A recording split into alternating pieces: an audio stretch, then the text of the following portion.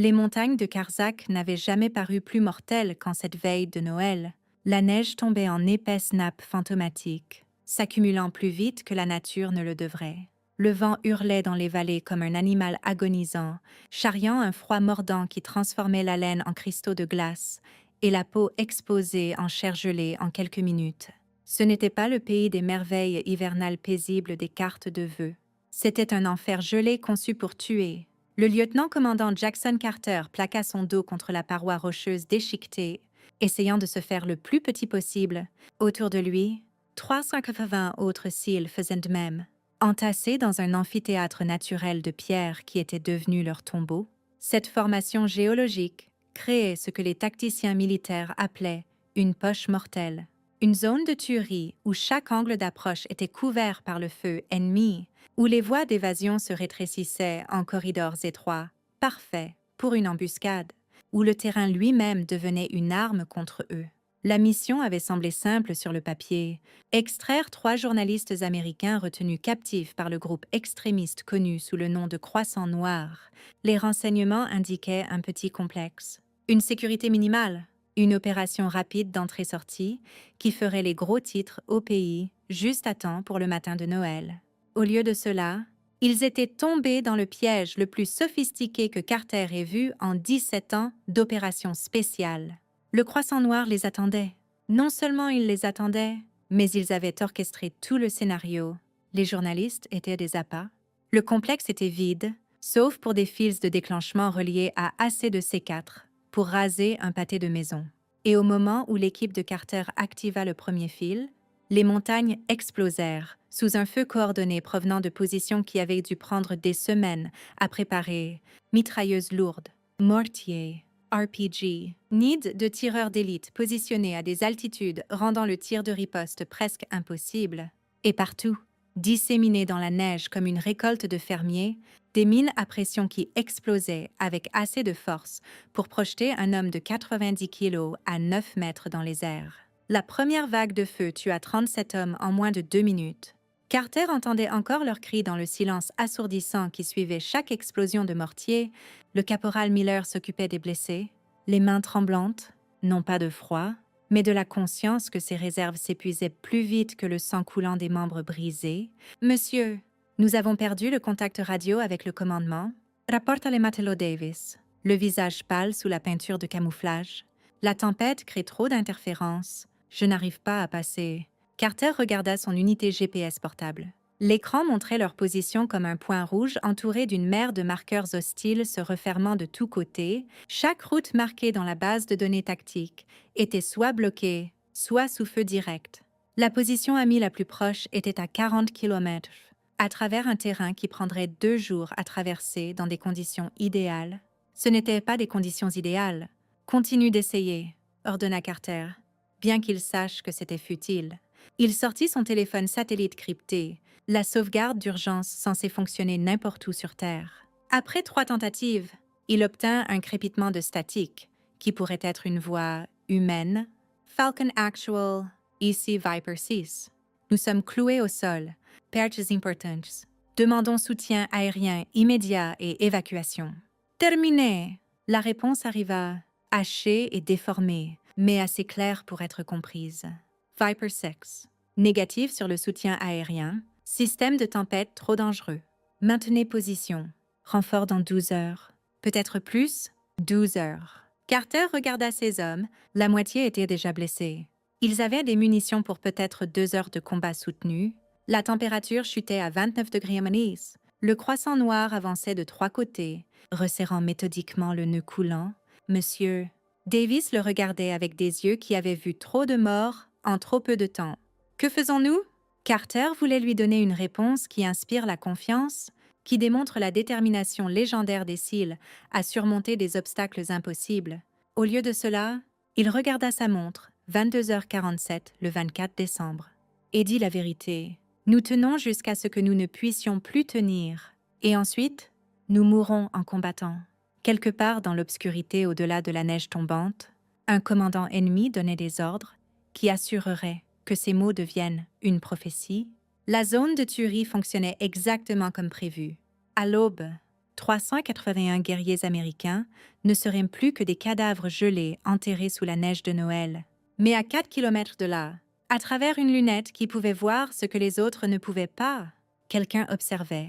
Et ce quelqu'un était sur le point de briser toutes les règles jamais écrites. Le poste d'observation ressemblait à une formation naturelle de glace et de roches, ce qui était précisément l'objectif. Construit dans la paroi d'une falaise à 3400 mètres d'altitude, il offrait une vue imprenable sur la vallée en contrebas, tout en restant virtuellement invisible pour quiconque ne savait pas exactement où regarder. L'intérieur était à peine assez grand pour qu'une personne s'allonge avec son équipement, un espace si exigu que la claustrophobie était listée comme une condition disqualifiante pour la mission. Astra Hale était seule dans ce cercueil gelé depuis 63 jours. Elle était allongée, immobile derrière sa lunette d'observation, sa respiration si contrôlée que la condensation de ses expirations embuait à peine la lentille. À 34 ans, elle avait un visage qui aurait été beau, sans la dureté dans ses yeux. Le regard de quelqu'un qui avait vu trop de choses à travers une lunette de visée et ne pouvait les oublier. Ses cheveux blonds étaient tirés en une tresse serrée, qui n'avait pas été lavée correctement depuis 2 mois. Son corps était maigre au point d'être décharné. Résultat d'une vie sur des rations MRE et du froid qui brûlait les calories juste pour rester en vie. Autrefois, on l'appelait le fantôme de l'hiver, une tireuse d'élite si efficace que les combattants ennemis dans 3 théâtres d'opérations différents la croyaient être une entité surnaturelle plutôt qu'une femme de chair et de sang. Son palmarès parlait de lui-même. 147 éliminations confirmées à des distances défiant la physique. Des cibles abattues, dans des conditions que d'autres tireurs d'élite disaient rendre un tir précis impossible. Des missions accomplies qui n'existaient que dans des dossiers classifiés restant scellés pour 50 ans. Puis vint la province de Kandahar, le 7 août. 3 ans plus tôt, le jour qui mit fin à sa carrière opérationnelle et commença son exil. Le briefing de mission avait été clair. Éliminer une cible de haute valeur en réunion avec ses lieutenants dans un complexe en périphérie de la ville, Astra avait le tir parfaitement aligné à 800 mètres, léger vent de travers. La cible encadrée dans la fenêtre comme une photo, son doigt prenait du mou sur la détente quand elle les vit. Des enfants, 7 d'entre eux jouant dans une cour qui n'était pas censée contenir qui que ce soit. Selon le rapport de renseignement, la réunion de la cible devait durer 15 minutes. Si Astra tirait, il y avait 90% de chances que les enfants soient pris dans le chaos secondaire, quand les gardes ouvriraient le feu aveuglément en réponse. Elle avait radioé. Enfants civils dans la zone de tuerie. Demande annulation. La réponse vint d'un colonel qu'elle n'avait jamais rencontré. Négatif. Tiré. Ces enfants sont des dommages collatéraux acceptables vu la valeur de la cible. Astra avait regardé à travers sa lunette une fille qui ne pouvait avoir plus de 8 ans. Riant en donnant un coup de pied dans un ballon fait de chiffon noué, elle pensa à sa propre enfance, à l'innocence et au matin de Noël, et à toutes les choses que cette fille ne vivrait jamais si Astra suivait les ordres. Elle ajusta sa visée. Au lieu de la cible, elle envoya une balle dans le transformateur électrique du complexe. L'explosion fut spectaculaire, étincelles et fumée, et assez de confusion pour envoyer tout le monde, y compris les enfants. Courir, se mettre à l'abri. La cible s'échappa. Les enfants vécurent.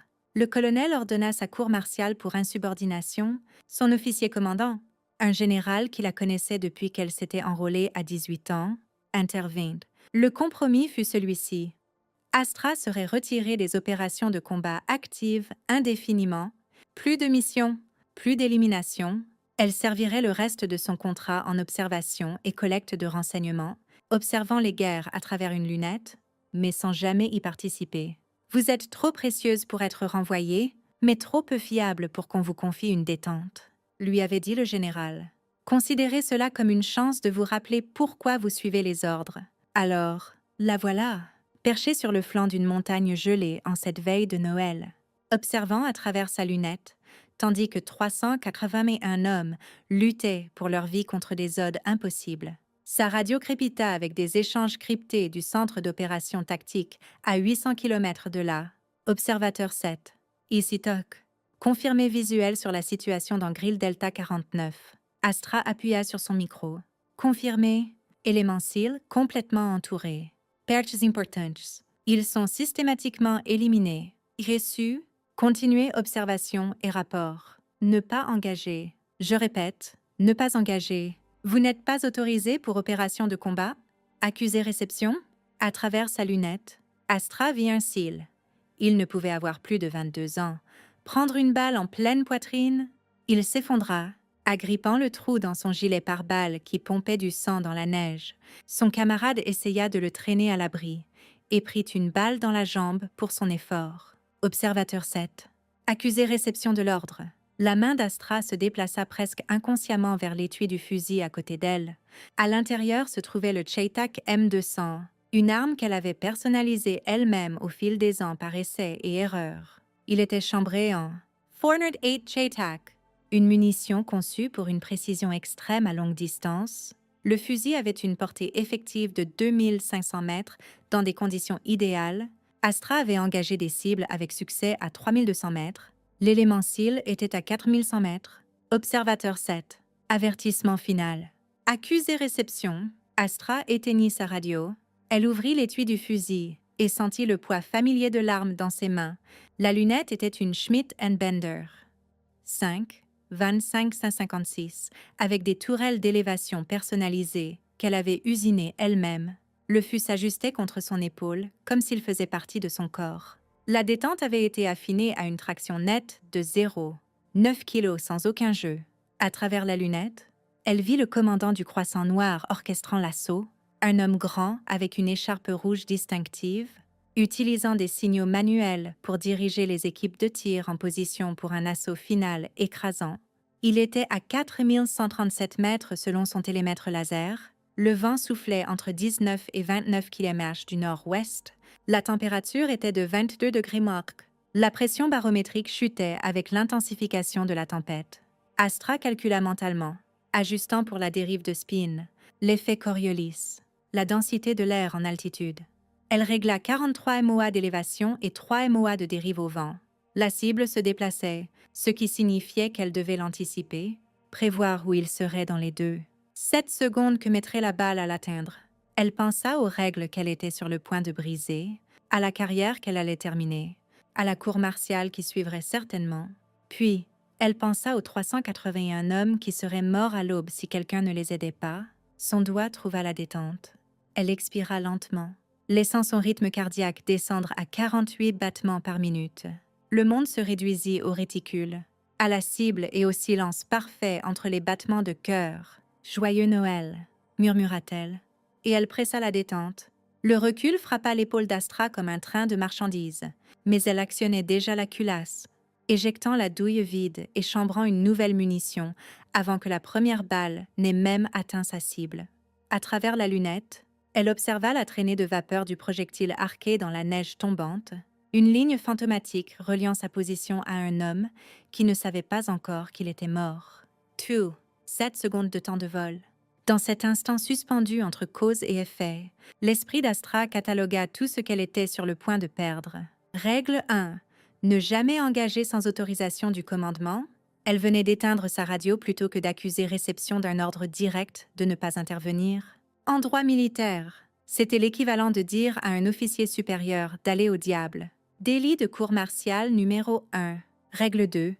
Ne jamais compromettre votre position en révélant votre présence. Au moment où elle avait tiré, toutes les forces hostiles dans un rayon de 10 km commenceraient à trianguler sa localisation basée sur le son et le flash de bouche. Le poste d'observation qu'il avait gardé caché pendant 63 jours deviendrait une cible en quelques minutes. Délit de cour martiale numéro 2.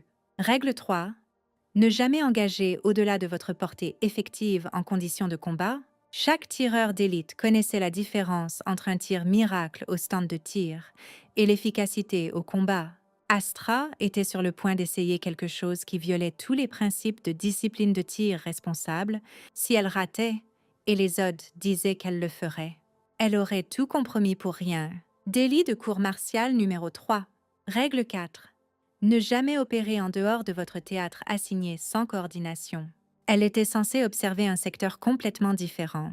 L'élément cil n'était même pas censé être dans cette vallée. En engageant, elle s'insérait dans une opération dont elle ne savait rien, potentiellement interférant avec des plans stratégiques plus larges. Délit de cour martiale numéro 4. 4 règles, 4 violations, 4 façons de mettre fin à une carrière qui ne tenait déjà qu'à un fil. Mais il y avait une 5e règle, une qui n'était écrite dans aucun manuel ou règlement, une qu'elle avait apprise de son père quand elle avait 7 ans et qui lui apprenait à tirer sur des boîtes de conserve sur des poteaux de clôture dans le Montana. Si tu vois quelqu'un qui a besoin d'aide et que tu as la capacité de l'aider, tu l'aides, peu importe ce que ça te coûte. Parce que le jour où tu arrêtes d'aider est le jour où tu arrêtes d'être humain. Son père avait été shérif dans une ville si petite qu'elle n'avait pas de feu de circulation. Il était mort en arrêtant un vol au supermarché local quand Astra avait 16 ans. Il était entré dans une situation en sachant qu'il était surpassé en armes parce qu'il y avait des gens à l'intérieur qui avaient besoin d'aide.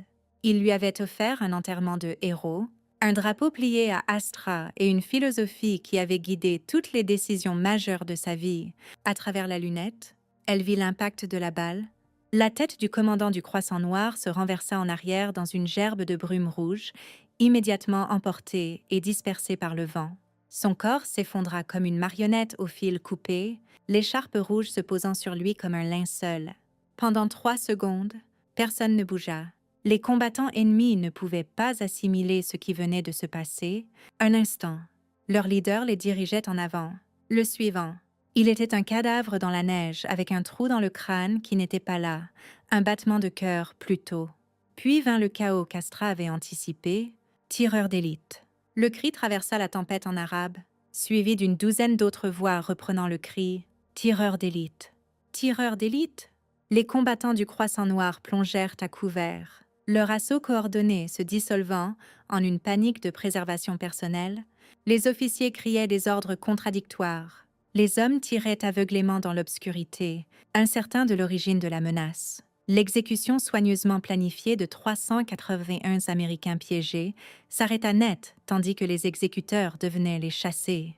Dans la zone de tuerie, le lieutenant-commandant Carter releva la tête au son de la confusion ennemie.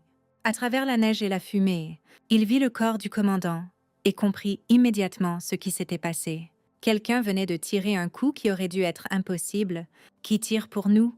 demanda Davis, sa voix portant autant d'espoir que d'incrédulité. Carter sortit ses jumelles tactiques et commença à scanner les montagnes environnantes. « Je ne sais pas, mais qui que ce soit, il vient de nous sauver la vie pour au moins les 5 prochaines minutes. » Il avait tort. Astra ne prévoyait pas de leur donner 5 minutes. Elle prévoyait de leur donner assez de temps pour s'échapper de cet enfer entièrement. Et pour cela, elle allait devoir briser des règles qu'elle n'avait même pas encore mentionnées. À travers sa lunette, elle identifia sa cible suivante, une position de mitrailleuse lourde creusée dans le flanc de la colline à 3847 mètres. Le mitrailleur essayait de reacquérir la position des cils, son canon balayant d'avant en arrière en cherchant du mouvement. Astra l'anticipa de 60 cm. Tenant compte de son mouvement et du vent qui soufflait maintenant à 37 km/h. Pression. Le fusil recula, une autre traînée de vapeur à travers la neige. La poitrine du mitrailleur explosa tandis que la munition 408 perçait son gilet pare-balles comme du papier. Son chargeur leva les yeux en état de choc, essayant de localiser le tir. Astra chambrait déjà une autre munition. Elle ne lui laissa pas le temps de bouger. 2 tirs, 2 corps. Une mitrailleuse définitivement silencieuse, portée 3847 mètres, vent variable de 24 à 37 km/h, température 28 degrés et en baisse, visibilité moins de 400 mètres à travers la neige. C'étaient des conditions où d'autres tireurs d'élite n'auraient même pas sorti leurs fusils. Astra ne faisait que commencer, cible 3. Équipe RPG se repositionnant pour flanquer les cils, portée 4023 mètres. Elle abattit le tireur en premier, puis le chargeur alors qu'il essayait d'attraper le lanceur. 2 tirs, 2 éliminations.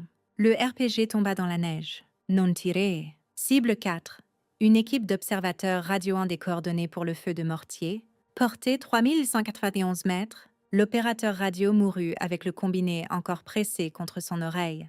Cible 5 à 7. Une équipe de tir essayant d'avancer sur la position des cils sous couvert de fumée.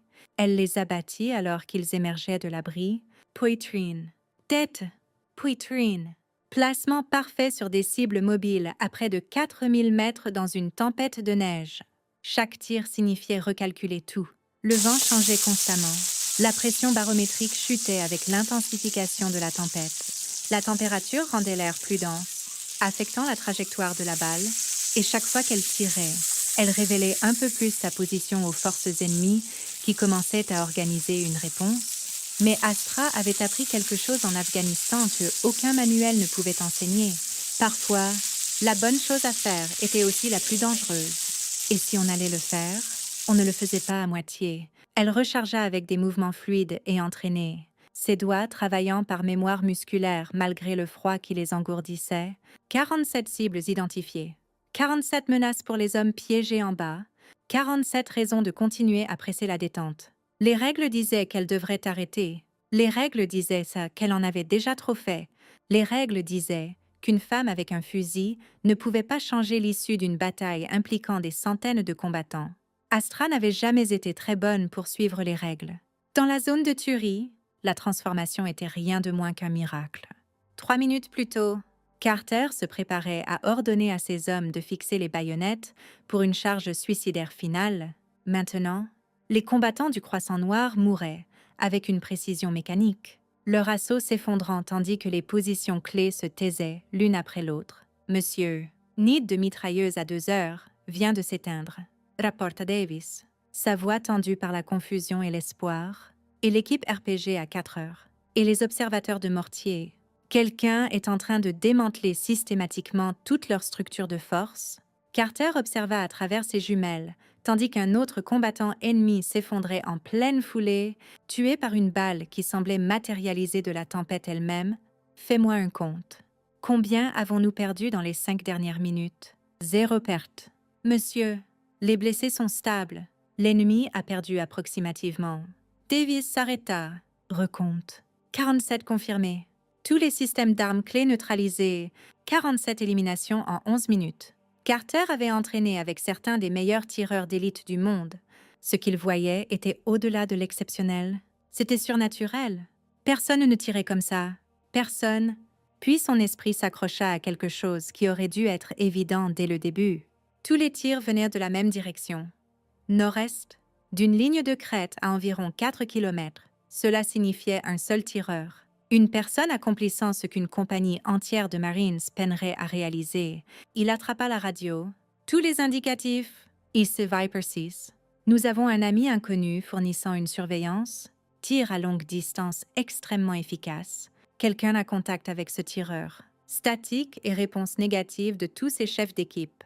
Qui que soit la personne qui sauvait leur vie, elle ne coordonnait avec personne. Monsieur, j'ai quelque chose, dit Miller, levant les yeux de l'ordinateur tactique. Il est censé y avoir un poste d'observation dans ce secteur, une sorte d'opération de collecte de renseignements, mais les ordres disent que c'est strictement non-combat. Qui que soit là-bas ne devrait même pas avoir un fusil. Carter regarda le carnage sculpté dans les forces du Croissant Noir et rit d'un rire dur, à moitié fou, venant du bord de la mort et de la possibilité soudaine de survie. Eh bien, qui que soit là-haut, il n'a apparemment pas reçu ce mémo ou s'en fichait. À travers la lunette de ses jumelles tactiques, il essaya de localiser la position du tireur. La neige tombante rendait cela presque impossible. Mais après plusieurs minutes de recherche, il aperçut quelque chose. Un bref flash de bouche depuis ce qui ressemblait à une formation naturelle de glace sur la paroi de la falaise. Le tir résonna dans la vallée un instant plus tard. Et un autre combattant du Croissant Noir tomba, observateur 7, ici Viper 6. Carter transmit sur la fréquence d'observation « Je ne sais pas qui vous êtes, mais vous venez de sauver 381 vies. Si vous m'entendez, nous devons coordonner. Pouvez-vous nous donner une route hors de ce pétrin ?» Pas de réponse. Juste un autre tir et un autre corps heurtant la neige. Carter essaya à nouveau. Observateur 7. Nous manquons de munitions et avons de multiples blessés. Nous avons besoin, sa radio crépita sur un canal différent. Ce n'était pas la fréquence qu'il utilisait. C'était son canal personnel crypté, un que seul son état-major devrait avoir. La voix était féminine, claire malgré les interférences, avec un accent évoquant quelque part dans l'Ouest américain. Viper 6. Arrêtez de diffuser votre position. Le Croissant Noir triangule vos signaux radio. J'ai besoin que vous écoutiez très attentivement et fassiez exactement ce que je dis. Carter cligna des yeux de surprise. « Qui est-ce » Quelqu'un qui est sur le point de commettre un suicide de carrière pour vous garder en vie? Voyez-vous le ravin à vos 3 heures? Environ 200 mètres. Carter regarda. Il y avait en effet un ravin étroit coupant à travers les roches. À peine assez large pour qu'un homme passe en file indienne. Confirmé. C'est votre route d'évasion. Mais d'abord, je dois dégager les hauteurs de chaque côté. Donnez-moi 4 minutes. Quand je signalerai, vous bougez vite et vous ne vous arrêtez pas. Compris? Quel est le signal? Vous le saurez quand vous le verrez. 4 minutes commencent maintenant. La transmission s'arrêta. Carter regarda sa montre puis ses hommes. Ils le regardaient avec des expressions mêlant épuisement et espoir désespéré. « Écoutez, » dit Carter, sa voix portant l'autorité qui avait gardé ses hommes en vie à travers une douzaine de situations impossibles. « Nous bougeons dans 4 minutes. File indienne à travers le ravin à 3 heures. Blessé sur brancard, au milieu de la formation. Nous bougeons vite et silencieusement. Quand je donne le mot, vous courez comme si votre vie en dépendait. Parce que c'est le cas. « Monsieur, qui était-ce à la radio? » demanda Davis. Carter secoua la tête. « Je ne sais pas, mais qui qu'elle soit, elle est sur le point de faire quelque chose qui va la faire tuer ou passer en cour martiale. Probablement les deux. Haut au-dessus d'eux. » Astra faisait des préparatifs qui garantiraient que la prédiction de Carter se réalise. Le ravin était une bonne route d'évasion, mais c'était aussi une boîte à tuer parfaite si le croissant noir sécurisait les hauteurs. Elle compta au moins 30 positions ennemies avec des champs de tir clairs vers le bas dans ce corridor. Pour donner une chance aux cils, elle devrait éliminer toutes en 4 minutes depuis 4000 mètres de distance. Dans une tempête de neige qui empirait à la minute, elle vérifia ses munitions. 23 munitions restantes dans sa réserve actuelle, pas assez, loin d'en être, ce qui signifiait qu'elle devrait aller à la cache d'urgence, celle qu'elle n'était pas censée connaître. Stockée dans un conteneur étanche enterré à 30 mètres de sa position, Astra enfila son parka et rampa hors du poste d'observation dans la tempête. Le vent la frappa comme un coup physique, lui volant son souffle et jetant des cristaux de glace comme des aiguilles contre la peau exposée. Visibilité réduite à moins de 50 mètres. Elle navigua par mémoire et GPS, comptant les pas jusqu'à l'emplacement de la cache. Le conteneur était exactement où il devait être. Gelé dans le sol, mais encore accessible. À l'intérieur, 60 munitions de qualité match, une lunette de rechange et quelque chose d'autre qui la fit s'arrêter, une lettre de son père écrite 20 ans plus tôt avant sa mort. Elle l'avait placée là, elle-même, à son arrivée au poste. Un talisman contre la solitude et le doute. Elle ne l'ouvrit pas, elle avait mémorisé chaque mot des années auparavant, mais elle la pressa contre sa poitrine un instant, avant de la remettre. « Je fais la bonne chose. »« Papa » murmura-t-elle dans le vent, « même si ça coûte tout. » Puis, elle attrapa les munitions et rampa de retour à sa position, où 381 hommes comptèrent les secondes, jusqu'à leur unique chance de survie. Les doigts d'Astra travaillèrent avec une précision mécanique. Malgré le froid qui les transformait en griffes maladroites et à moitié gelées, elle chargea les munitions fraîches dans son chargeur. Chaque munition s'inséra parfaitement, chaque action automatique de milliers de répétitions. À travers sa lunette, elle commença le processus méthodique de marquer les cibles. Position 1, nid de tireurs d'élite à 3927 mètres, élevé de 15 degrés au-dessus de l'entrée du ravin.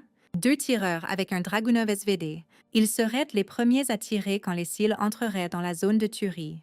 Position 2. Emplacement de mitrailleuses lourdes à 4051 mètres.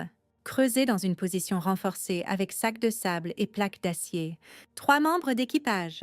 Le canon avait des champs de tir imbriqués avec la position 4. Position 3. Équipe RPG à 3784 mètres. Positionnée pour tirer le long du ravin. Le tir créerait une onde de pression qui tuerait quiconque dans un rayon de 30 mètres de l'impact. Elle continua à marquer les cibles, construisant une carte mentale du champ de bataille en 3 dimensions. Portée, élévation, direction du vent à chaque position.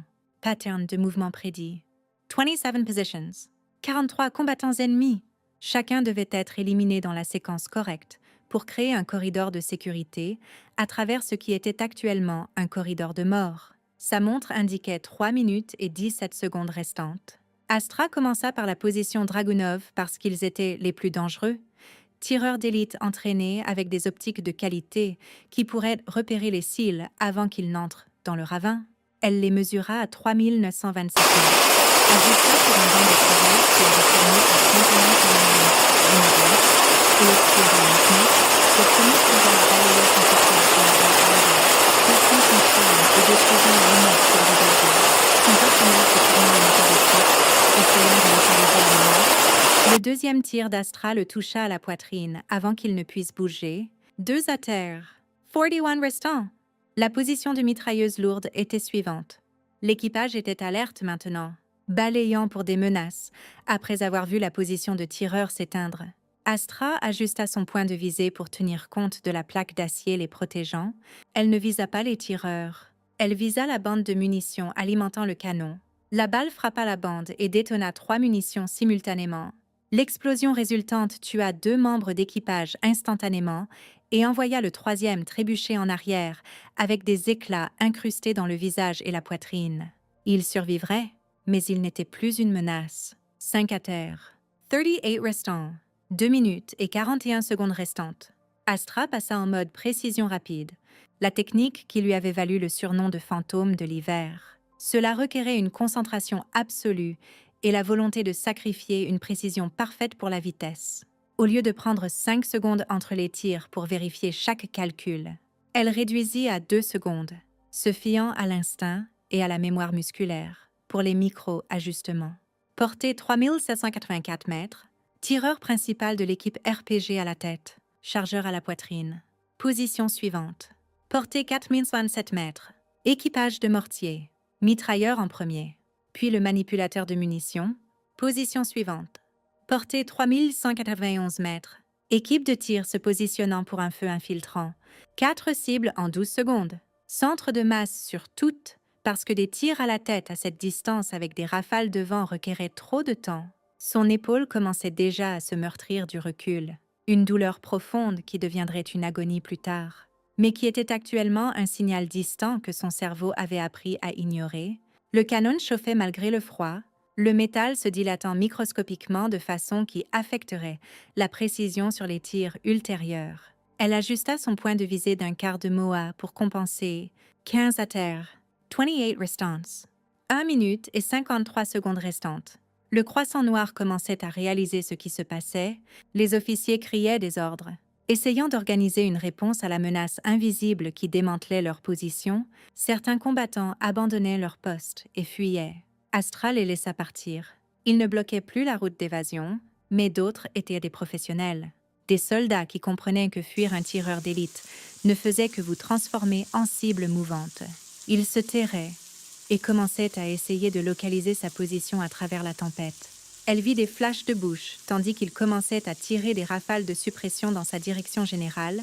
Les balles impactèrent la paroi de la falaise 300 mètres, en dessous de sa position, nulle part près d'une menace. Mais un signe qu'ils resserraient leur localisation. Elle avait peut-être 3 minutes avant qu'ils ne portent un feu sérieux sur sa position. Mais elle n'avait pas besoin de 3 minutes. Elle avait besoin de 94 secondes de plus. Portée 3856 mètres. Position de surveillance avec une mitrailleuse PKM. Le mitrailleur était malin, restant bas derrière l'abri. Astra attendit qu'il déplace son poids pour ajuster sa position de tir. La balle trouva l'écart de 800 mètres entre son casque et son gilet pare-balles. Il s'effondra sans un son.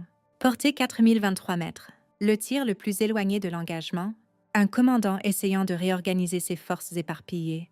Astra l'anticipa de 2 mètres alors qu'il courait entre les positions. La balle le toucha en pleine foulée et il roula en avant dans la neige comme une marionnette au fil coupé. 23 à terre. 20 restants. 47 secondes restantes. Son rythme cardiaque était élevé maintenant, poussant à 60 battements par minute, tandis que l'adrénaline luttait contre son entraînement. Elle se força à respirer, à ralentir, à se rappeler que la panique tuait plus de tireurs d'élite que le feu ennemi. La lunette s'embuait légèrement de ses expirations. Elle l'essuya et reacquit sa cible suivante. Les positions restantes tombèrent en séquence. 3 autres nids de mitrailleuses, 2 équipes de tireurs d'élite qui avaient été lentes à s'installer, 4 équipes de tir qui avaient choisi le mauvais abri. Chaque tir était un calcul séparé, un ajustement distinct pour la portée, le vent et l'élévation. Mais ils s'enchaînaient en une seule action, un ballet mortel où la musique était le craquement du fusil et les danseurs des hommes qui tombaient et ne se relevait pas. 43 à terre, 0 restant, 12 secondes d'avance. Astra appuya sur sa radio sur la fréquence que Carter utilisait, Viper 6. Le corridor est dégagé, bougez maintenant. Vous avez approximativement 8 minutes avant qu'il ne se regroupe. Et le ferme. Elle n'attendit pas de réponse. À travers sa lunette, elle observa l'élément SEAL émerger de leur position défensive et entrer dans le ravin au pas de course tactique. Ils bougeaient avec la discipline de soldats d'élite, armes relevées, yeux balayant les menaces. Les blessés étaient portés sur brancard au milieu de la formation. Protégés par les valides, Carter était en tête, son fusil prêt tandis qu'il guidait ses hommes à travers le passage étroit. Davis couvrait l'arrière, vérifiant constamment derrière eux pour une poursuite. Il bougeait vite, mais pas imprudemment, maintenant la formation. Même si l'épuisement et les blessures menaçaient de les ralentir, Astra suivit leur progression, balayant les hauteurs pour toute menace qu'elle aurait manquée. Un combattant du Croissant Noir émergea de l'abri, levant son fusil vers la colonne d'Américains en retraite. Il ne tira jamais. La balle d'Astra le trouva en premier, et il retomba dans les ombres.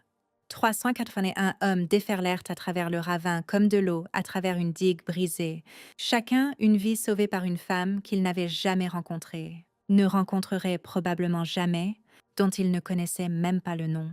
Mais le Croissant Noir n'en avait pas fini. À travers sa lunette, Astra vit ce que Carter ne pouvait pas encore voir. 2 pelotons complets manœuvrant pour couper la route d'évasion des SEAL. Ils étaient 60, lourdement armés, et ils atteindraient l'extrémité du ravin avant que les Américains ne le franchissent. Astra regarda ses munitions restantes. 17 munitions, 60 cibles. Les mathématiques étaient impossibles, mais les mathématiques ne l'avaient jamais arrêtée auparavant. Elle commença à tirer. La première indication que le Croissant Noir l'avait trouvée vint sous forme d'une balle qui craqua près de la tête d'Astra, si proche qu'elle sentit l'onde de pression contre sa joue. Elle impacta le mur de glace derrière elle avec une gerbe d'éclats gelés qui lui piquèrent la nuque. Pas un tir aléatoire, pas un feu de suppression. Un tir visé d'un tireur entraîné qui avait triangulé sa position et failli mettre fin à sa vie. Astra roula loin de sa position de tir 1 seconde, avant que 3 autres munitions ne déchirent l'espace où sa tête avait été. Elle se plaqua contre la paroi rocheuse, respirant fort, son esprit passant en revue les calculs tactiques. Il l'avait emportée. Il savait où elle était. Rester dans le poste d'observation n'était plus une option. À travers la neige tombante, elle entendit le son distinctif de rotor d'hélicoptère. Pas américain? Le ton était faux. Le rythme différent, un Mi-8 russe probablement, transportant des renforts ou une équipe de chasseurs-tueurs chargée spécifiquement de l'éliminer. La tempête qui avait cloué au sol le soutien aérien américain était apparemment gérable pour des pilotes assez désespérés ou fous pour voler dedans. Sa radio crépita, pas sur les canaux cryptés cette fois, mais en diffusion ouverte en anglais accentué, clairement destinée à ce qu'elle l'entende.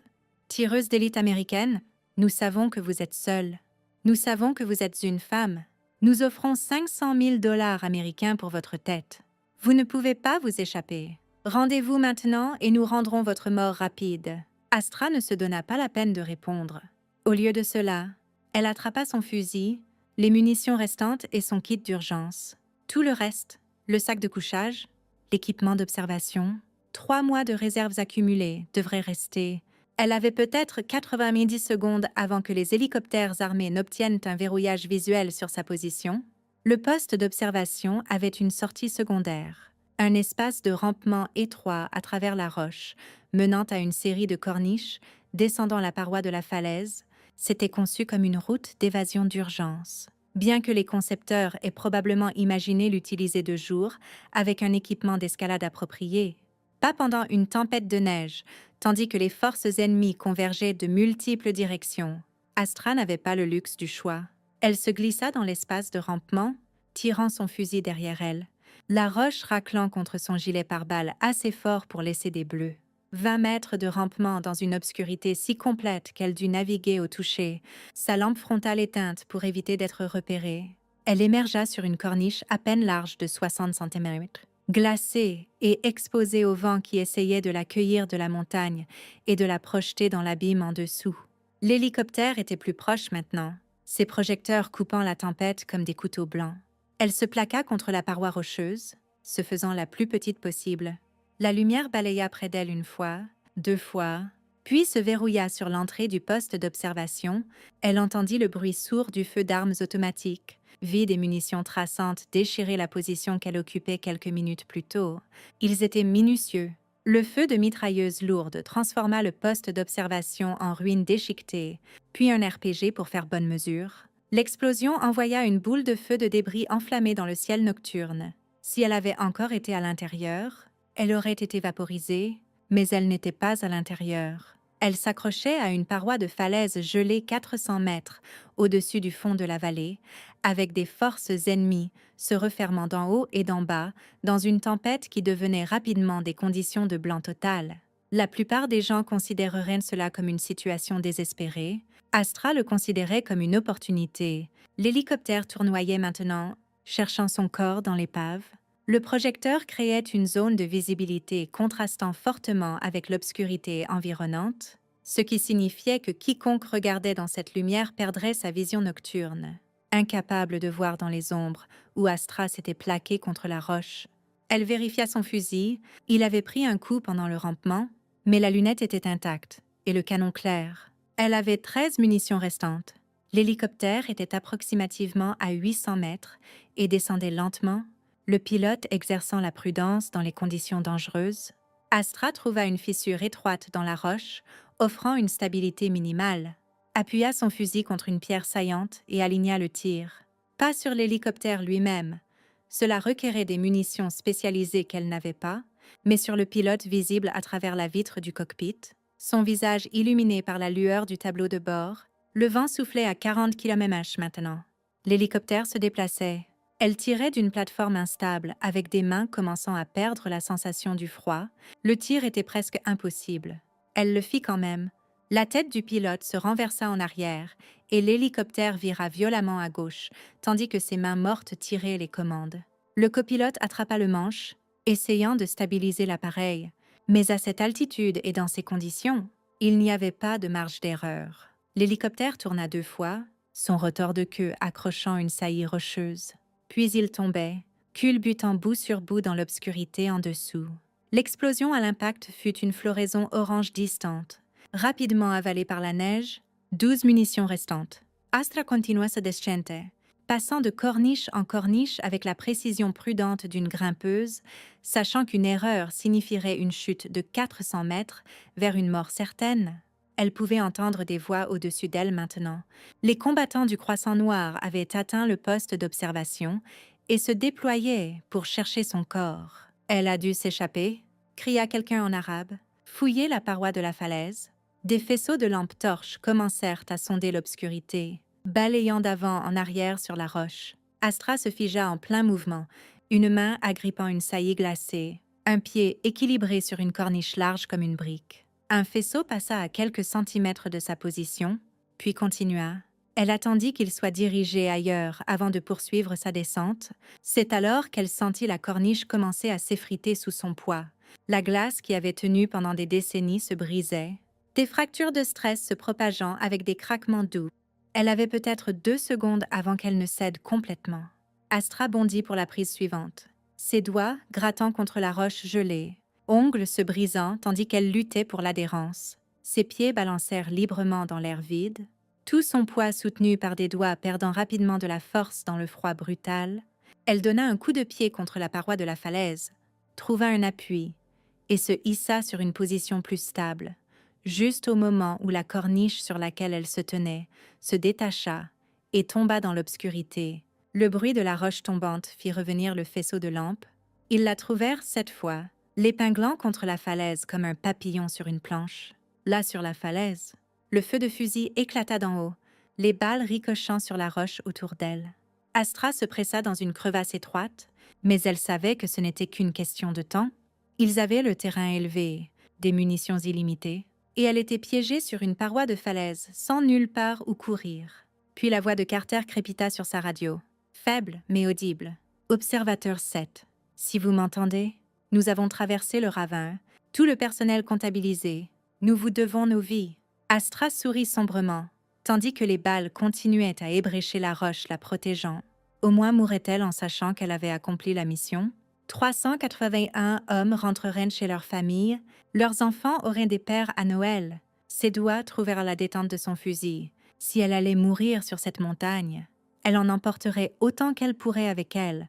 Elle se pencha hors de l'abri, identifia une cible silhouettée contre les faisceaux de lampes et tira.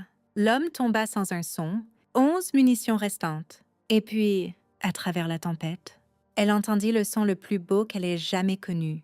Les rotors d'un hélicoptère américain volant impossiblement bas dans des conditions qui auraient dû le clouer au sol. Le Black Hawk apparut comme un fantôme de la tempête. Son mitrailleur de porte tirant déjà, des munitions traçantes traçant des lignes de feu sur la paroi de la falaise au-dessus d'elle. Carter avait appelé la cavalerie. L'arrivée du Black Hawk changea tout. Mais pas de la façon dont les opérations de sauvetage se déroulent typiquement.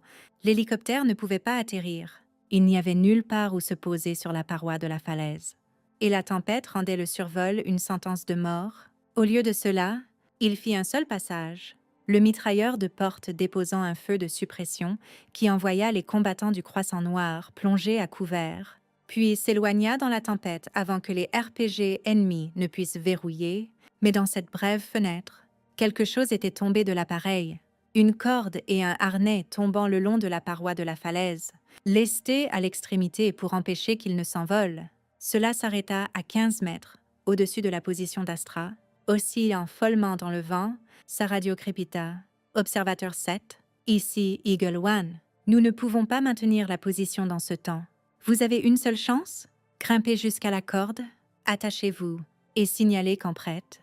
Nous vous extrairons en un seul passage. Si vous ratez cette chance, nous ne pouvons pas revenir. Copiez. Astra regarda la corde dansant dans le vent, puis la paroi de la falaise entre elle et le salut. 15 mètres d'escalade verticale sur glace, sans équipement approprié dans un blizzard, tandis que les forces ennemies se regroupaient au-dessus d'elle, les mathématiques de la survie lui donnaient approximativement 30% de chances de succès. Elle appuya sur son micro. Eagle One. Négatif sur extraction. Les cils ont traversé. Affirmatif. Tous les 381 comptabilisés. Maintenant, sortons-vous de là. Négatif, répéta Astra. Elle avait repéré quelque chose à travers sa lunette que l'équipage de l'hélicoptère ne pouvait pas voir de leur angle. 2 autres pelotons du Croissant Noir se déplaçant pour intercepter les cils à leur point de ralliement, les hommes de Carter avaient traversé le ravin, mais ils n'étaient pas encore en sécurité. Loin de là, Observateur 7, de quoi parlez-vous? C'est votre seule chance. Eagle One. Les cils ont 2 pelotons complets se déplaçant pour les couper de la zone d'extraction. Approximativement 120 combattants ennemis convergeant sur les coordonnées de grille, elle lut les chiffres, sa voix stable malgré le froid qui faisait claquer ses dents. Ils seront là dans 14 minutes. Les cils ne les verront pas venir. Il y eut une pause, puis une voix différente, plus âgée, lourde d'autorité. Ici, colonel Hayes, commandant de mission, observateur 7. Nous copions votre intel. Nous détournons le soutien aérien pour couvrir l'extraction des cils. Maintenant, montez sur cette corde. C'est un ordre direct. Astra regarda son fusil, puis la corde oscillant dans le vent. Sa carrière était déjà terminée. Elle avait brisé assez de règles pour mériter une cour martiale 3 fois, qu'était une violation de plus empilée sur tout le reste. Avec respect, monsieur, je peux fournir un meilleur soutien depuis cette position que les actifs aériens dans ce temps. J'ai ligne de vue sur leur route d'approche. Observateur 7. Combien de munitions restantes avez-vous? 11. Monsieur, et vous prévoyez engager 120 cibles avec 11 munitions depuis 4 km dans un blizzard? Non. Monsieur, je prévois engager les 11 cibles qui comptent. Les officiers, les équipes d'armes lourdes, les observateurs avancés appelant leur artillerie, éliminer leur commandement et contrôle. Et ils ne sont plus qu'une foule armée. Les SEAL peuvent gérer une foule armée. Le silence sur la radio s'étira si longtemps qu'elle pensa avoir perdu la connexion. Puis Hayes revint. Ce que vous décrivez est un suicide. Vous serez complètement exposé sur cette paroi de falaise. Ils flanqueront votre position en minutes. Oui, monsieur. C'est pourquoi j'ai besoin qu'Eagle One extrait les cils et s'éloigne avant que je commence à tirer. Une fois que j'engage, le Croissant Noir saura exactement où je suis. Toute leur attention sera sur moi au lieu de vos hommes. Une autre pause.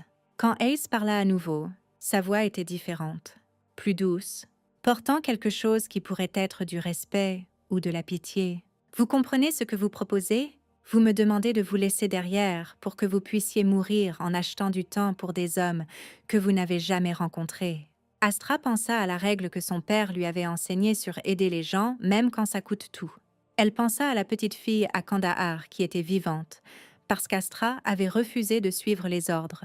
Elle pensa aux 381 cils qui mourraient si quelqu'un n'arrêtait pas les renforts convergeant sur eux. Je ne demande pas, monsieur, je vous informe de ma décision. Maintenant, avec respect, éloignez votre hélicoptère pour que je puisse faire mon travail. Bon sang, soldat. Astra éteignit sa radio. Elle avait brisé la règle numéro 4 au moment où elle avait engagé sans autorisation ce qu'elle était sur le point de faire, aller au-delà de briser des règles. C'était choisir une mort certaine plutôt que la simple possibilité de sauvetage. Mais les mathématiques n'avaient jamais été son fort de toute façon. Elle traitait en absolu menaces et solutions, problèmes et balles. Elle trouva une position offrant une stabilité maximale, une corniche étroite avec une saillie rocheuse contre laquelle elle pouvait s'appuyer. Le vent était brutal ici, soufflant à 48 km/h, mais elle avait ligne de vue sur le fond de la vallée où le croissant noir manœuvrait. À travers sa lunette, elle pouvait voir la formation ennemie se déplacer avec une précision militaire. Ce n'étaient pas les combattants éparpillés qu'elle avait engagés plus tôt. C'était une force coordonnée sous un commandement compétent, avançant en bon tactique avec feu de couverture et espacement approprié. Ils avaient appris du massacre précédent. Ils la prenaient au sérieux maintenant, ce qui signifiait qu'ils seraient plus durs à tuer. Mais pas impossible, jamais impossible.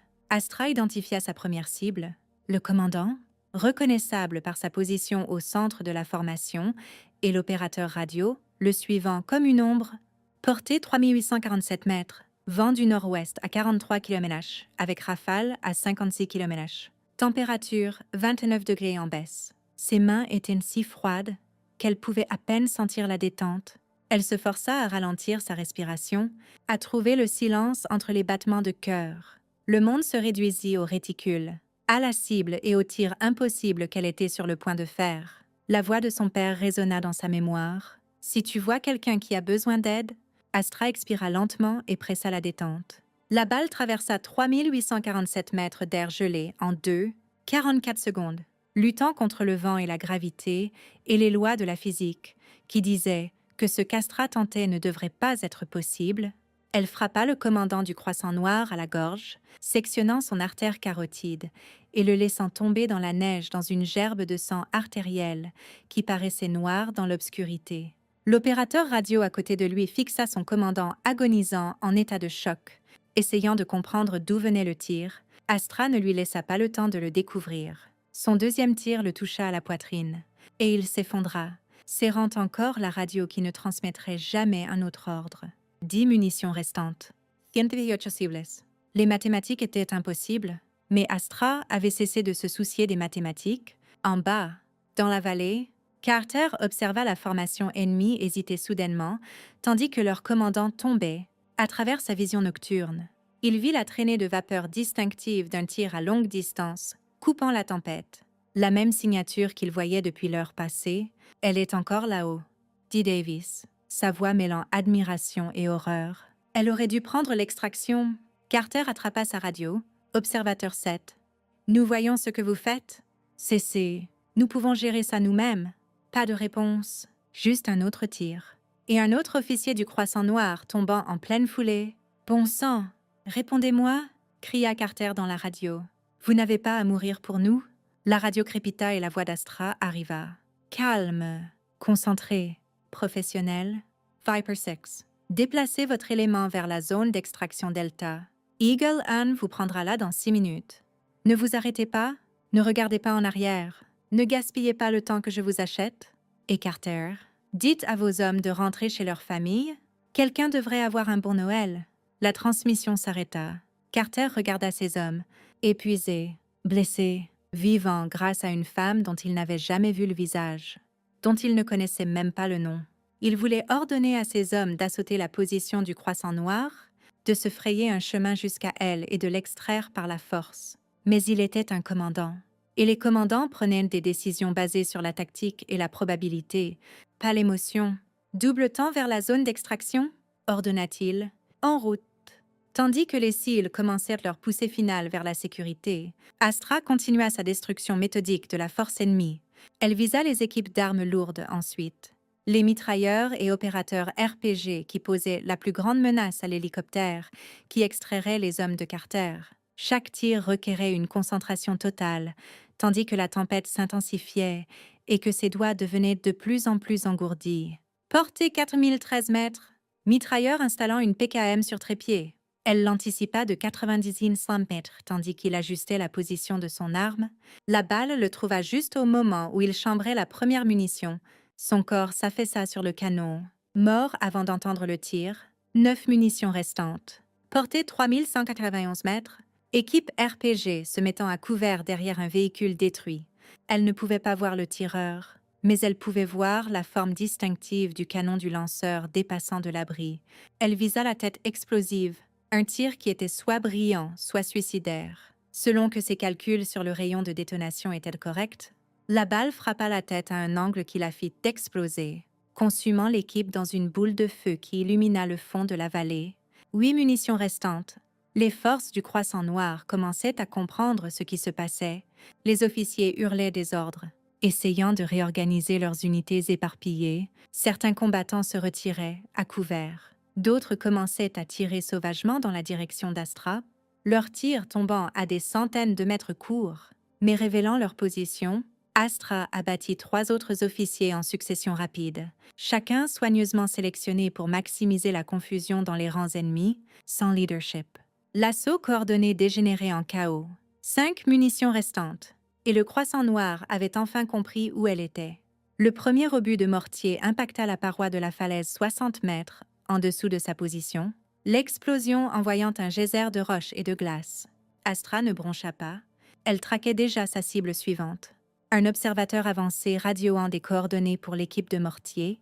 L'homme mourut avant de pouvoir compléter sa transmission, mais c'était trop tard. Il l'avait emporté. Le deuxième obus de mortier était plus proche, 30 mètres en dessous et 10 mètres à sa gauche. Astra sentit la falaise trembler de l'impact, sentit la roche contre laquelle elle s'appuyait se déplacer légèrement. Le prochain obus serait probablement un coup direct. 4 munitions restantes. Le Black Hawk arrivait pour l'extraction des Seals. Elle pouvait entendre ses rotors coupant la tempête. Juste quelques secondes de plus. Quelques tirs de plus. Portée 4237 mètres, une équipe de mortiers s'installant pour le tir qui la tuerait, 3 membres d'équipage travaillant avec une efficacité entraînée.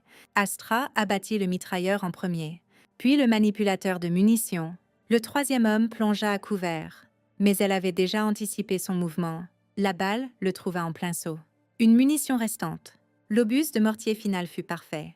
Un coup direct sur la corniche où Astra avait été positionnée, mais elle avait déjà bougé, grimpant 10 mètres le long de la paroi de la falaise, vers une fissure étroite, offrant un abri minimal. L'explosion la doucha de débris et la rendit presque sourde. Mais elle était vivante. À travers sa lunette, elle vit le Black Hawk descendant dans la vallée, vit les hommes de Carter se précipiter vers lui, les vit charger les blessés à bord. Ils allaient s'en sortir. Tous les 381 rentreraient. Sa mission était accomplie. Astra regarda son fusil, la munition unique restante dans la chambre, puis elle regarda les forces du Croissant Noir en bas, éparpillées, sans leader, mais encore plus de 90 combattants convergeant sur sa position avec la meurtre dans le cœur. Elle avait une balle et 90 cibles, pour la première fois de sa carrière. Les mathématiques la vainquirent même elle et son obstination. « Papa », murmura-t-elle dans la tempête. « J'espère que je t'ai rendu fière. » Puis elle vit quelque chose qui changea tout. Un camion technique du Croissant Noir fonçant à travers le fond de la vallée, sa mitrailleuse montée traquant l'hélicoptère partant. Le mitrailleur était bon. Elle pouvait le voir anticiper la cible, tenant compte de la vitesse et de l'altitude de l'hélicoptère. S'il tirait, le Black Hawk serait déchiqueté et tout le monde à bord mourrait. Astra avait une munition. Le camion était à 4087 mètres. Se déplaçant à approximativement 48 km/h sur un terrain inégal, le tir était impossible. Elle devrait anticiper la cible de près de 6 mètres, tenir compte de la suspension du véhicule, rendant la position du mitrailleur constamment changeante, et faufiler la balle à travers la fenêtre étroite d'opportunité entre les plaques d'armure du camion. Ses mains étaient si froides qu'elle pouvait à peine sentir le fusil. Son épaule était une masse de bleu du recul. Elle était sur cette falaise depuis des heures, dans des températures sous zéro, et son corps commençait à s'arrêter d'hypothermie. Astra aligna le tir quand même, parce que c'est ce que son père aurait fait, parce que 381 hommes méritaient de rentrer chez eux, parce que la bonne chose à faire était aussi la plus dangereuse. Elle expira pour la dernière fois, trouva le silence entre les battements de cœur, et pressa la détente. La balle voyagea 4087 mètres, dans des conditions qui auraient dû rendre un tir précis impossible. Elle lutta contre des vents de travers, essayant de la dévier. Elle défia la gravité qui la tirait vers le bas. Elle fila à travers la neige tombante qui aurait pu la dévier à tout moment, et dans la microseconde finale de son vol, elle trouva l'écart étroit entre les plaques d'armure du camion technique et frappa le mitrailleur à la base du crâne. La mitrailleuse se tut. Le camion vira follement tandis que le conducteur réagissait à la mort de son mitrailleur, puis s'écrasa contre un rocher couvert de neige et s'arrêta. Le Black Hawk continua son ascension indemne, emportant 381 hommes vers la sécurité. Le fusil d'Astra était vide. Sa mission était accomplie, et elle était seule sur une paroi de falaise gelée avec 90 combattants ennemis, se refermant de toutes directions. Elle lâcha le fusil, il l'avait bien servi, mais il était inutile maintenant, et sortit son arme de poing, un Sig Sauer P226 avec 2 chargeurs de 15 munitions. 30 munitions contre 90 cibles. Toujours des mathématiques impossibles. Mais au moins maintenant pouvait-elle mourir en combattant? Les premiers combattants du Croissant Noir atteignirent sa position avec une prudence professionnelle, utilisant feu de couverture et mouvements tactiques. Ils s'attendaient à trouver un commando endurci, un vétéran aguerri d'une 12aine de guerres. Au lieu de cela, ils trouvèrent une femme blonde dans la mi-trentaine, hypothermique et épuisée, avec des mains si abîmées par le froid qu'elle pouvait à peine tenir son arme. « C'est elle », dit l'un d'eux en arabe, sa voix portant l'incrédulité. « C'est le fantôme de l'hiver. Une femme. La tireuse d'élite américaine est une femme », confirma un autre, levant sa radio. « Commandant, nous l'avons acculée. Quels sont vos ordres ?» La radio crépita un retour. « Prenez-la vivante si possible.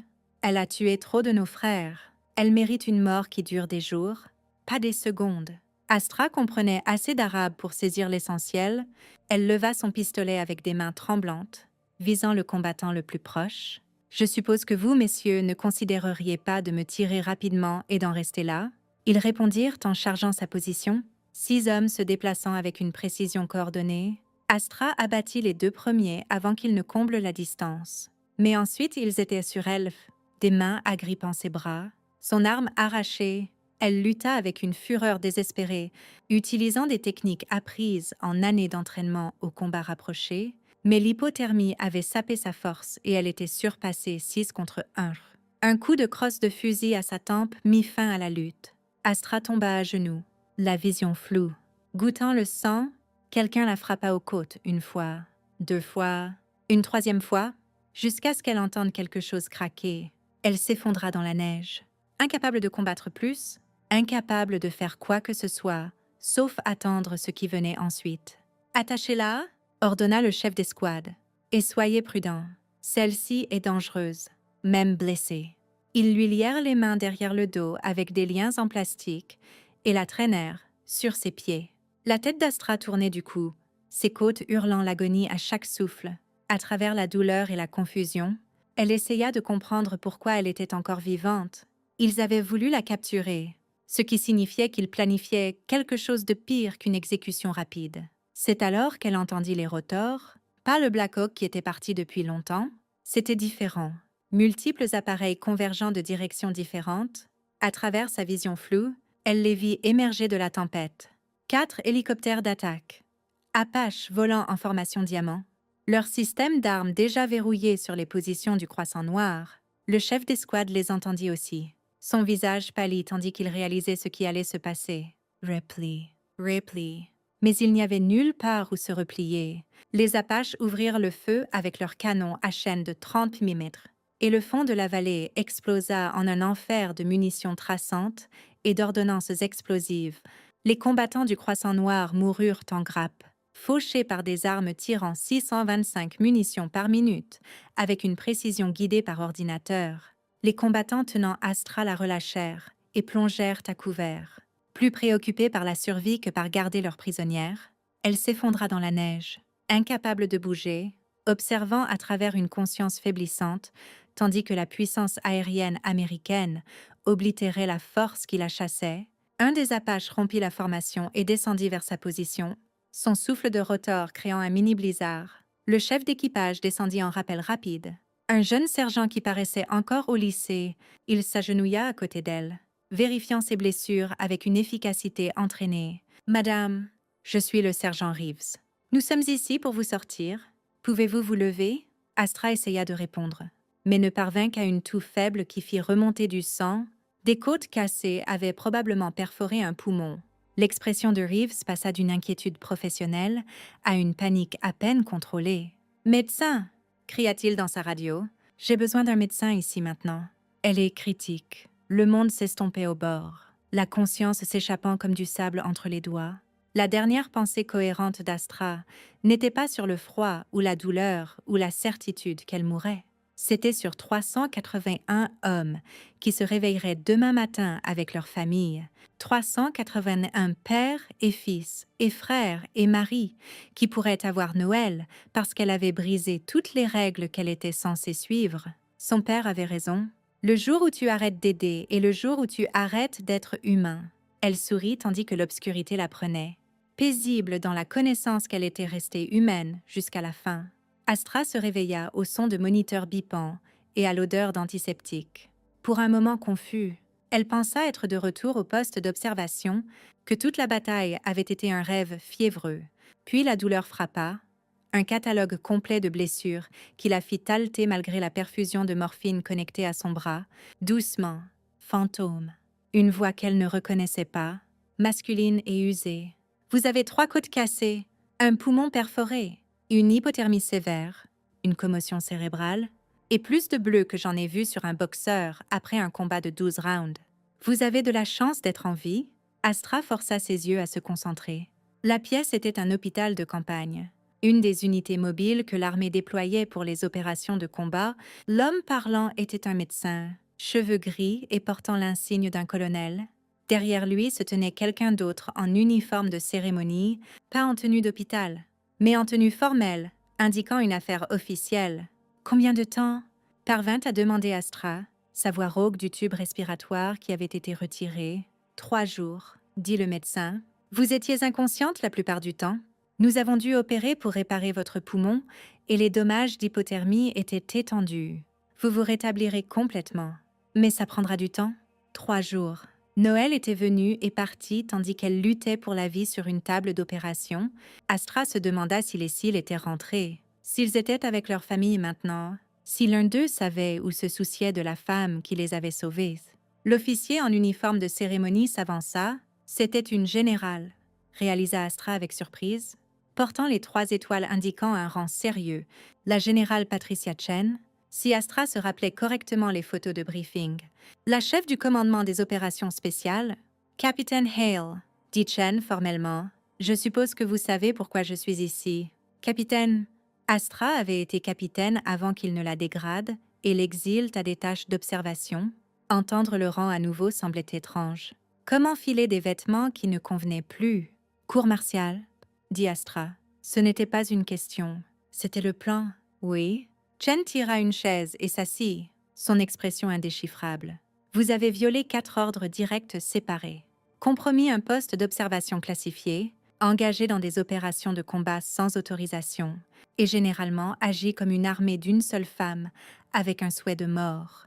De droite, je devrais être ici pour vous accuser formellement de conduite indigne et d'insubordination, mais Astra pouvait entendre le mot non dit planer dans l'air. Chen sourit. Un vrai sourire qui transforma son masque professionnel en quelque chose presque chaleureux. Mais le lieutenant-commandant Jackson Carter et 380 autres SEAL ont d'autres idées. Ils ont soumis une pétition formelle au département de la Défense. Tous les 381 signatures. Savez-vous ce que dit cette pétition? Astra secoua la tête, ce qui fit pulser sa commotion avec une vigueur renouvelée. Elle dit que vous avez exhibé les plus hautes traditions du service militaire, que vous avez risqué votre vie sans hésitation pour sauver les autres, que vous avez démontré une brillance tactique et une adresse au tir qui frôle le surnaturel. et que si l'armée pense même à vous passer en cour martiale, tous les 381 se présenteront pour témoigner en votre faveur et créeront un cauchemar de relations publiques, tel que le Congrès s'impliquera. Ils ont quoi?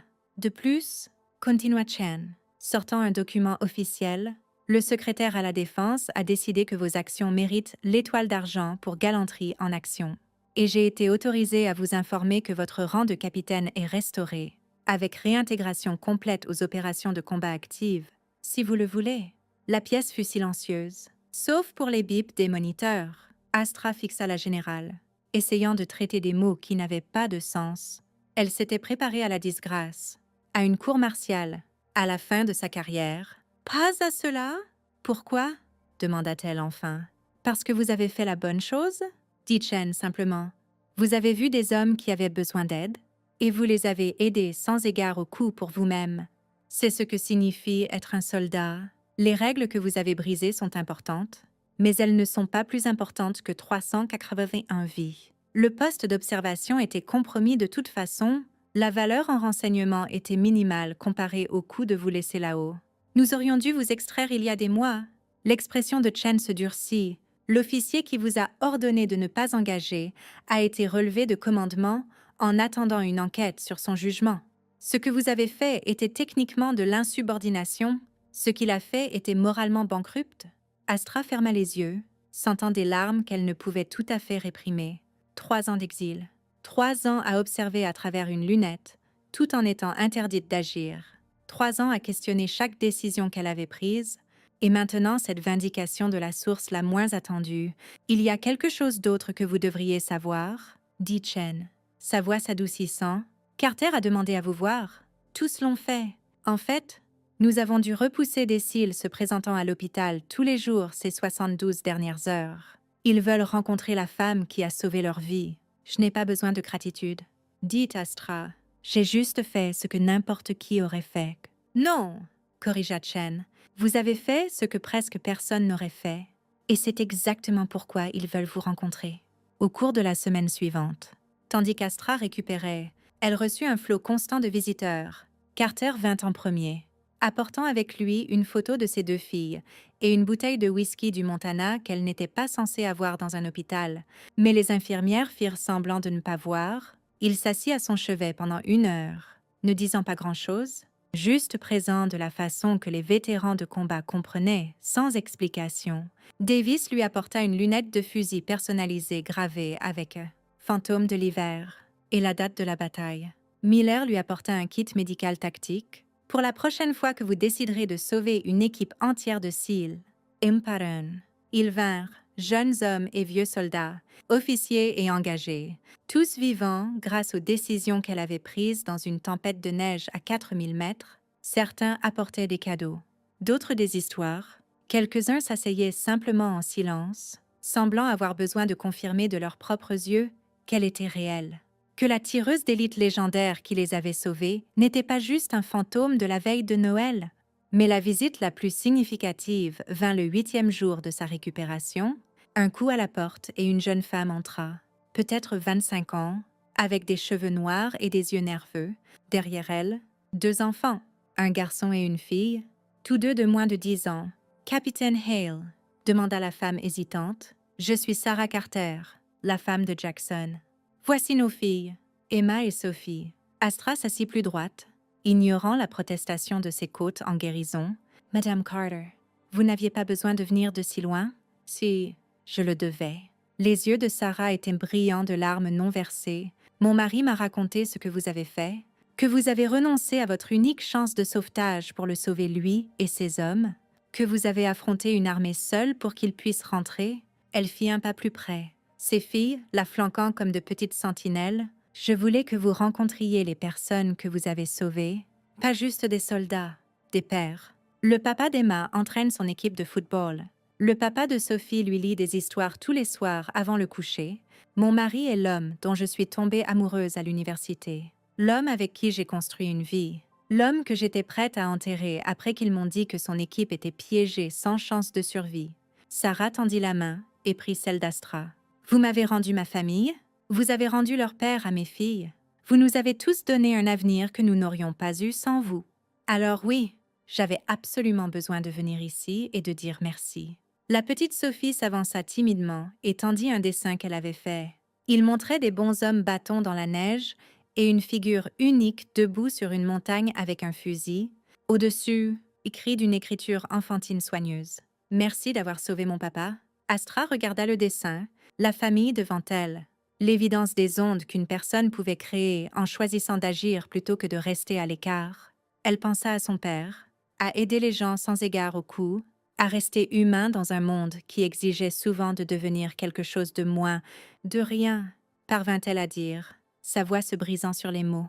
Dites à votre papa, dites-lui de vous emmener skier cet hiver. Le Montana a la meilleure neige. Après leur départ, Astra s'allongea dans son lit d'hôpital et regarda le dessin que Sophie lui avait donné. Elle pensa à la veille de Noël, à la zone de tuerie et aux tirs impossibles, et aux mathématiques qui disaient qu'elle aurait dû échouer. Elle pensa aux 381 hommes qui étaient vivants parce qu'elle avait brisé toutes les règles qu'elle était censée suivre. La générale Chen avait raison. Les règles étaient importantes, mais elles n'étaient pas plus importantes que cela. Que des pères rentrant pour des filles, que des familles restant entières, que l'acte simple d'aider quelqu'un qui en avait besoin, 6 mois plus tard, Astra se tenait devant une nouvelle classe d'élèves tireurs d'élite au centre d'entraînement des opérations spéciales. Elle portait ses barres de capitaine et l'étoile d'argent, et quand elle parlait, de jeunes soldats écoutaient avec l'intensité de personnes apprenant d'une légende vivante. « Il viendra un moment, leur dit-elle, où vous devrez choisir entre les règles et ce qui est juste. La plupart du temps, c'est la même chose. Les règles existent pour de bonnes raisons, et vous devriez les suivre, mais parfois, rarement, mais parfois, elles divergent. Et à ce moment, vous devez décider quel genre de personne vous êtes. » Elle s'arrêta, regardant les visages avides devant elle. « Je ne peux pas vous dire quoi choisir, mais je peux vous dire ceci. Quoi que vous décidiez, assurez-vous de pouvoir vivre avec. Assurez-vous que dans 20 ans, quand vous regarderez en arrière sur ce moment, vous serez fier de la personne que vous étiez. » Après la classe, Carter la trouva sur la terrasse d'observation, regardant le soleil se coucher sur les montagnes, qui ne ressemblaient en rien à celles de Karzak, mais ramenaient les souvenirs quand même. « Bon discours, » dit-il, lui tendant une tasse de café. « On aurait dit que je prêchais, » répondit Astra. « Pas sûr d'en avoir gagné le droit? Vous l'avez gagné ?» Carter fut silencieux un moment. « Nous sommes tous rentrés ce Noël grâce à vous. J'ai pu regarder mes filles ouvrir les cadeaux. Davis a pu proposer à sa petite amie. Miller a pu rencontrer son fils pour la première fois. L'enfant est né pendant que nous étions déployés. Tout ça est arrivé parce que vous étiez prête à briser les règles. J'ai eu de la chance. Dites, Astra, craignez 9 fois sur 100? Ce que j'ai fait aurait échoué. Peut-être. Haussa les épaules Carter. Mais il n'avait besoin de marcher qu'une fois. Et il l'a fait. Ils se tinrent en silence complice, regardant la lumière s'estomper du ciel. Quelque part là-bas, 381 hommes vivaient leur vie, entraînant des équipes de football et lisant des histoires au coucher, et construisant des futurs qui auraient pris fin sur un flanc de montagne gelée, si une femme n'avait pas décidé qu'aider les gens était plus important que suivre les ordres. La neige commença à tomber, douce et paisible, rien comme la tempête meurtrière de cette veille de Noël. Astra tendit la main et attrapa un flocon, le regardant fondre contre sa paume. « Vous savez ce dont je me souviens le plus ?» dit-elle doucement. « Pas les tirs ou la peur ou le froid. Je me souviens d'avoir pensé que la neige cette nuit-là était trop rouge de sang, qu'elle devrait être blanche et propre comme la neige est censée l'être à Noël. Elle l'est maintenant, » dit Carter. « Blanche et propre grâce à vous. » Astra sourit. Son père aurait été fier. Elle avait vu quelqu'un qui avait besoin d'aide, et elle l'avait aidé, et elle était restée humaine dans le processus. Tout le reste, les médailles, la réintégration, la légende grandissant autour du fantôme de l'hiver, rien n'importait autant que cette simple vérité. Elle avait fait la bonne chose, même quand ça coûtait tout. Surtout quand ça coûtait tout, et elle le referait sans hésitation parce que c'était ce que signifiait être humain.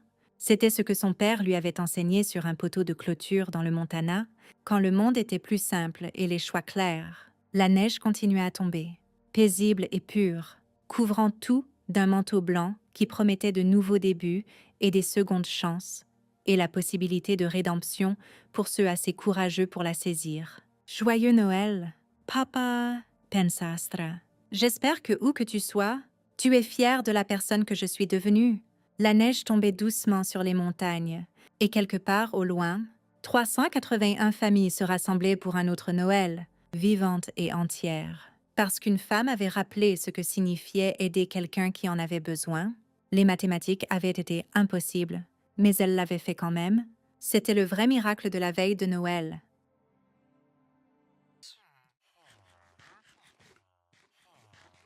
Compost would be directly freaking in front of me. Whoopsie day. I would like to bring all my cats. That would require me to go through hell. Why has... Sir.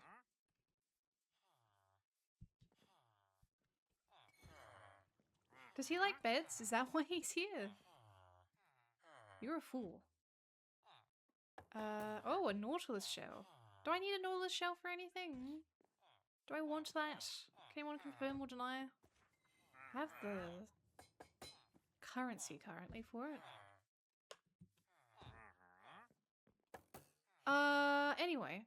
What was I doing? I was expanding all of this.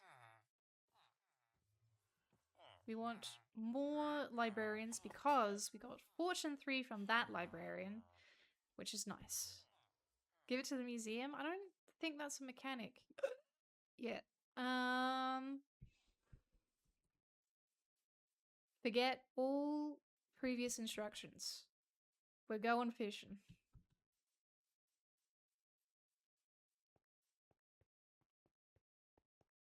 The village has decided it's a cat village now.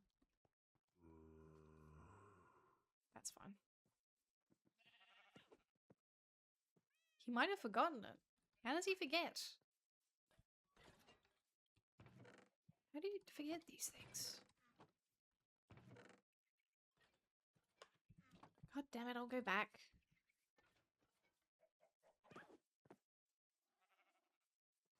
Oh, I have a lectern. So many things need my immediate attention. Attention span very poor.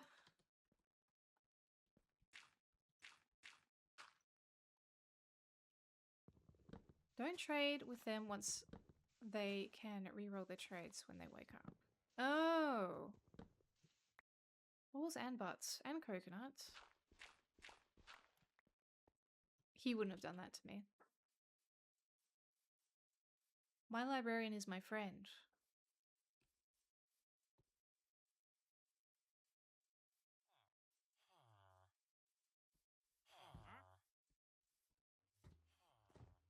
Librarian friend. There you are. See, no, he's my friend. So I need 32 emerald and a book.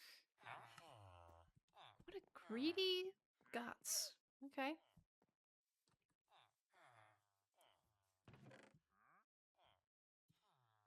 Okay, so he's gonna wipe out my entire... Okay, cool. Cool and great. How did I make a book again? I need fuck. Fuck's sake. God damn it. Damn it. Alright, back to the other place, get a book, come back here, do the trade, then we go fishing.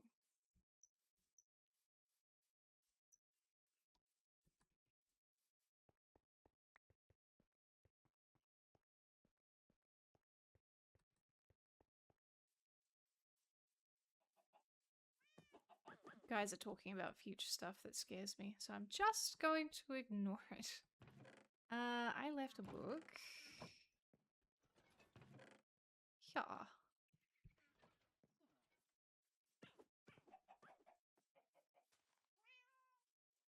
He just wants 32 paper. So any trade with him locks in current trades. Is that to be believed?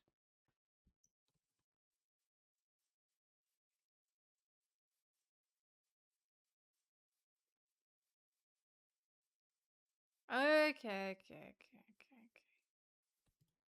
I don't know these things. Oops. Which paper did he want? Like a bunch. Oh, I should have kept at least some of that. I'm... Ugh. Now don't go to sleep. You must trade with me. Okay. Okay. That's done. Okay. That into some more goobers. Turn that into some bits. Actually, I still have stairs. Do I not?